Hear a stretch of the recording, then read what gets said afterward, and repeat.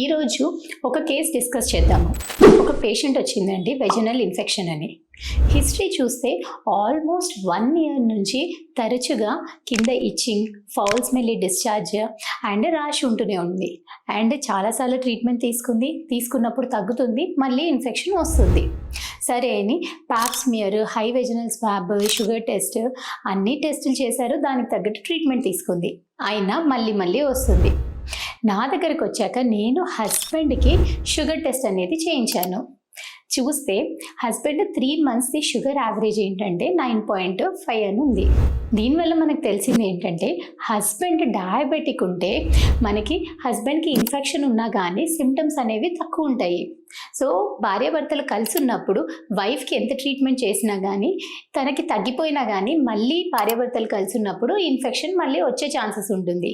So ఫ్రీక్వెంట్గా infections అవుతుంది అంటే కపుల్ ఇద్దరు టెస్ట్ చేసుకోవడం చాలా ఇంపార్టెంట్.